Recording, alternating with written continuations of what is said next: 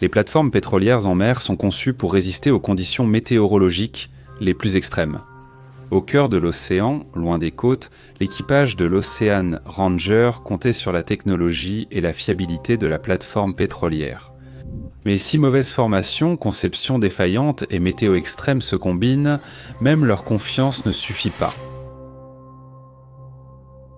L'Ocean Ranger est une plateforme de forage offshore semi-submersible et autopropulsée opérant sur les grands banks.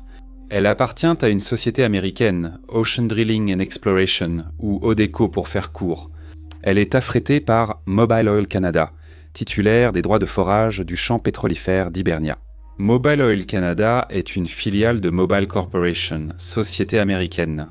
Au moment de sa construction, c'est la plus grande plateforme semi-submersible du monde.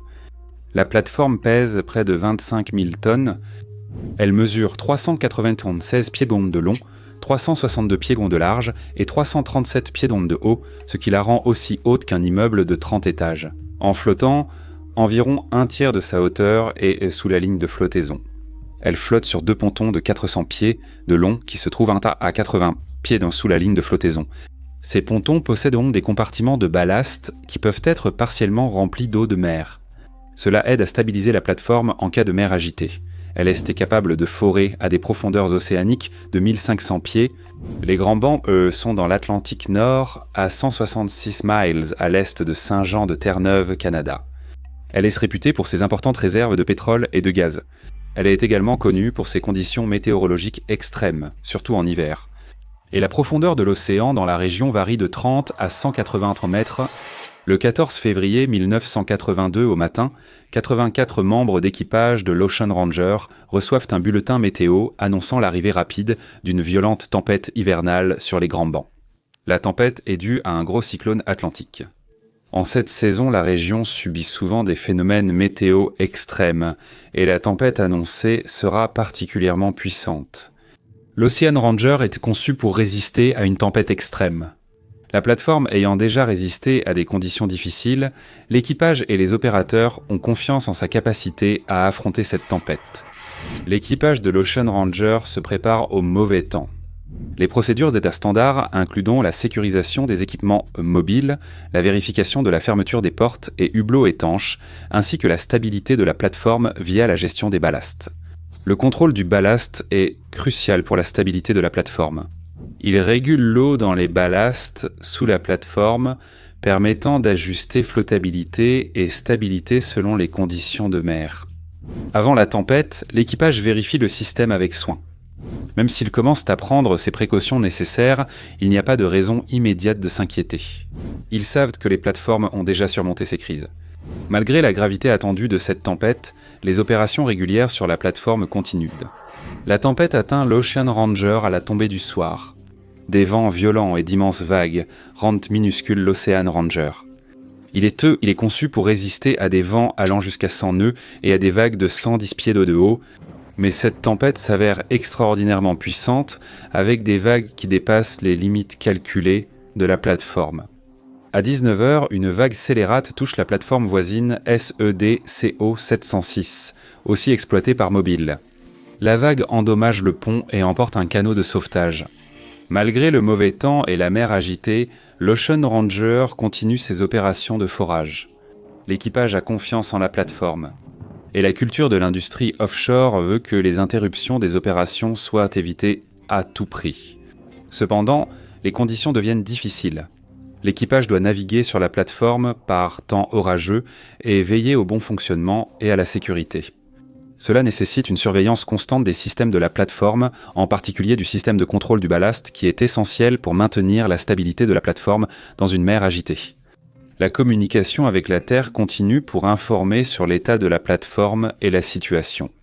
Cet engagement à poursuivre les opérations malgré la détérioration des conditions météorologiques témoigne du niveau de confiance qu'ils ont dans la conception et les capacités de l'Ocean Ranger, ou peut-être de leur crainte de représailles s'ils abandonnent leur poste. Des vagues de 17 à 20 mètres frappent l'Ocean Ranger. Une vague scélérate frappe l'Ocean Ranger juste après minuit. Cette vague scélérate est nettement plus grande que les autres vagues de la tempête, qui poussent déjà l'Ocean Ranger à ses limites calculées. La vague frappe avec une telle force qu'elle brise la vitre d'un hublot dans la salle de contrôle du ballast, le centre névralgique chargé de maintenir la stabilité de la plateforme. Le hublot est à 7,5 mètres au-dessus de la ligne de flottaison.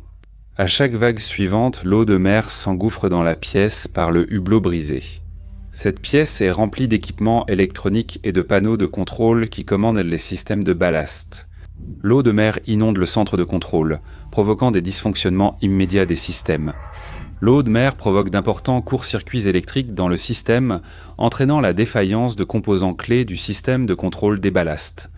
À 21h, l'opérateur radio du SEDCO 706 capte une communication radio provenant de l'Ocean Ranger, décrivant comment les vannes des systèmes de ballast de l'Ocean Ranger semblent s'ouvrir et se fermer toutes seules. L'équipage n'arrive pas à contrôler l'inclinaison et l'assiette de la plateforme, qui devient de plus en plus instable. Pendant que l'équipage essaie de contrôler manuellement le ballast, la tempête empire et de plus en plus d'eau de mer envahit le centre de contrôle. Sans la capacité de contrôler correctement les ballasts, la plateforme commence à s'incliner ou à pencher vers l'avant.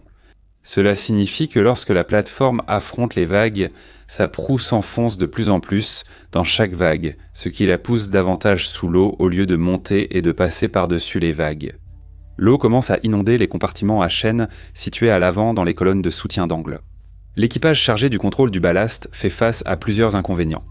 L'eau cause des ravages dans le système de contrôle automatique, mais ils n'ont pas la formation adéquate pour savoir comment contrôler le système manuellement. Ils n'ont même pas de manuel pour savoir comment désactiver le système automatique et prendre le contrôle manuel. De toute façon, cela compte peut-être peu. Quand la proue s'enfonce, la poupe se soulève hors de l'eau. Les pompes de ballast sont situées à la poupe du navire. À mesure que la proue coule et que la poupe se soulève, les pompes de ballast n'ont pas la puissance nécessaire pour pomper l'eau sur une pente aussi longue et la rejeter par la poupe. Le degré d'inclinaison augmente chaque heure. L'équipage lance les procédures d'urgence. Ce sont des séries d'actions prédéfinies conçues pour reprendre le contrôle de la stabilité de la plateforme et éviter une catastrophe totale. Ils essaient sans succès de contrôler manuellement les ballasts. Ils arrêtent d'entendre toutes les opérations de forage et se préparent à une éventuelle évacuation. Ils stop-tombent tous les systèmes et opérations non essentielles pour concentrer les ressources sur la gestion de la crise. Ils cisaillent la tige de forage et se détachent du dispositif de prévention des éruptions, ce que Deepwater Horizon n'a pas pu faire. Je vais laisser un lien vers cette vidéo ici. Bien que l'équipage soit expérimenté et ait été formé pour les situations d'urgence, la combinaison d'une tempête violente, d'un équipement défectueux et d'une plateforme inclinée crée une situation exceptionnellement difficile et dangereuse. À 00h52, l'Ocean Ranger envoie un Mayday. Le navire de soutien en attente, le Seaforth Highlander, est prié de s'approcher au plus près. Les contre-mesures contre une inclinaison de 10 à 15 degrés sont inefficaces. La garde côtière canadienne et les hélicoptères télécommandés sont alertés juste après 01h00. Les hôpitaux de Saint-Jean sont mis en alerte. En les Saint-Viviers, les navires de soutien, Bolton Tour et Norditor, les navires de secours du SEDCO 706 et du Zapata Oakland sont réquisitionnés par la garde côtière canadienne pour apporter leur assistance. En situation d'urgence, les gardes-côtes ont le droit de prendre le contrôle d'un navire en mer afin de porter assistance en cas d'urgence. J'ai déjà été réquisitionné près du Cap quand une embarcation a perdu ses moteurs. Les gardes-côtes ont dirigé mon équipage et moi vers la zone, mais lorsque nous sommes arrivés, un autre navire plus grand était déjà sur place et était plus à même d'aider que le voilier dans lequel je me trouvais. Les navires de soutien qui approchent de l'Ocean Ranger subissent la même tempête hivernale que l'Ocean Ranger. Des vents violents, une mer agitée et une faible visibilité rendent l'accès du Ranger difficile pour les secours. Ils doivent en naviguer à travers la tempête violente, atteindre l'Ocean Ranger de plus en plus instable, puis évacuer l'équipage dans des conditions extrêmement difficiles. Chaque minute compte. À 01h30, l'Ocean Ranger transmet son dernier message. Il n'y aura plus de communication radio de l'Ocean Ranger. Nous allons aux stations de canaux de sauvetage. Abandonner un bateau en pleine mer est une décision très difficile. Aujourd'hui, la règle d'or est que vous montez sur votre radeau de sauvetage, ce qui signifie que votre bateau a déjà coulé sous vous. Mais évacuer une plateforme pétrolière en mer est bien plus complexe. Rassembler l'équipement de survie essentiel, s'assurer que tous les membres de l'équipage portent des gilets de sauvetage et préparer les canaux de sauvetage pour l'évacuation, tout cela pendant que la plateforme penche. Abandonner la plateforme est un dernier recours pour l'équipage. Cela signifie quitter la sécurité de la plateforme et affronter la tempête en canot de sauvetage.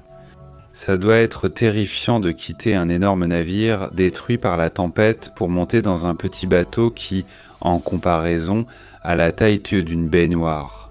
Ces préparatifs se déroulent dans une panique et une confusion croissante, l'équipage étant pleinement conscient que leur vie ne tient qu'à un fil. Les canots de sauvetage peuvent être mis à l'eau dans des conditions extrêmes, mais l'inclinaison de l'Ocean Ranger complique fortement cette opération. L'équipage tente de les mettre à l'eau malgré la plateforme inclinée, le vent et les vagues monstrueuses. Les canots de sauvetage utilisent un système de mise à l'eau par gravité, donc la plateforme doit rester à niveau pour les lancer. L'équipage parvient à mettre à l'eau au moins un canot de sauvetage. Le navire de soutien Seaforth Highlander arrive sur les lieux. Il voit des corps flotter dans l'eau, un canot avec 8 ou 9 hommes s'approche. Le canot de sauvetage traverse l'arrière et vient se placer le long de leur arrière bâbord. Le Seaforth lance des cordages vers le radeau de sauvetage. Avant qu'il ne puisse donc faire monter quelqu'un à bord, le radeau de sauvetage est violemment projeté contre la coque du Seaforth Highlander et s'effondre. Les hommes dans l'eau s'accrochent au canot retourné. Le Seaforth lutte contre la houle et le vent pour atteindre les hommes. Il succombe lentement au froid.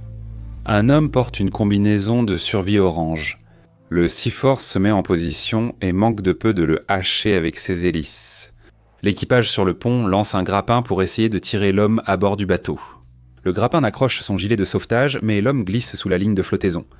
Il est tout simplement impossible de sortir des hommes de l'eau dans des conditions aussi difficiles avec l'équipement et l'agencement du pont dont ils disposent. Des équipes de la garde côtière, des navires marchands, des bateaux de ravitaillement, des avions et des hélicoptères convergent vers les lieux. Les Teports, les sauveteurs, affrontent des vagues immenses, le froid et des vents violents en cherchant des survivants.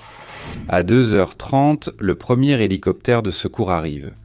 Le capitaine Mike Clark, pilote de l'hélicoptère de sauvetage de Gander, descend le technicien Randy Brown à l'aide d'un câble de 24 mètres dans l'eau glacée et la tempête pour tenter de récupérer le premier homme aperçu. Il est déjà mort. La neige et les vagues, estimées à 16 mètres, rendant leurs efforts impossibles. C'est la première et la dernière tentative de sauvetage aérien. Les conditions sont trop dangereuses. Les hélicoptères de secours survolent la zone, malgré des vents de près de 145 km/h. La forte houle rend la récupération des corps impossible. Le capitaine Clark essaie plutôt de guider les navires de soutien vers les corps dans l'eau. Il devient vite clair que les navires de ravitaillement doivent lutter pour survivre. Envoyer des hommes sur le pont pour récupérer les corps est une mission suicide. Un hélicoptère de sauvetage atterrit pour faire le plein sur une autre plateforme. La plateforme tangue violemment dans la mer agitée. L'équipage de l'hélicoptère, pris de mal de mer, doit abandonner le ravitaillement et rentrer à leur base. L'inclinaison sévère de la plateforme s'aggrave jusqu'à atteindre un point critique où la plateforme n'est plus stable. À 03h13, l'Ocean Ranger chavire et coule sous la ligne de flottaison. L'opération de recherche et de sauvetage se transforme en opération de récupération. Dans les jours qui suivent, des débris et des effets personnels de l'Ocean Ranger s'échouent sur la côte de Terre-Neuve. Même si les hôpitaux de Saint-Jean sont en alerte, aucun patient de l'Ocean Ranger n'est admis. Les 84 membres de l'Ocean Ranger sont tous perdus. 22 des 84 membres d'équipage sont retrouvés et amenés au quai 17 du port de Saint-Jean. Les journalistes sont écartés pour empêcher toute photo. Un chalutier russe, Mécanique Tarasov, coule lors de la même tempête. Les corps des marins russes, ils sont amenés au même quai. Les membres d'équipage de l'Ocean Ranger qui n'étaient pas en service ont été invités à vérifier les corps russes pour s'assurer qu'aucun homme de l'Ocean Ranger n'ait été envoyé accidentellement en Russie. Après la tempête, des sonars et véhicules sous-marins téléguidés sous-marins localisent donc l'épave de l'Ocean Ranger sur le fond marin. La plateforme repose dans une eau d'environ 30 mètres de profondeur. Il est décidé que cette faible profondeur représente un danger pour le trafic maritime et que la plateforme sera donc renflouée puis coulée dans des eaux plus profondes. Une société européenne obtient le contrat pour renflouer la plateforme. 2 plongeurs sont envoyés récupérer le carburant des réservoirs du ponton lors de ces opérations. Ils découplent le ponton à l'aide d'un chalumeau. Les gaz provenant du carburant s'enflamment, provoquant une explosion qui tue les 2 plongeurs. Une semaine plus tard, un plongeur meurt écrasé par un gros débris métallique tombé du navire de sauvetage, portant à 87 le nombre total de morts de l'Ocean Ranger.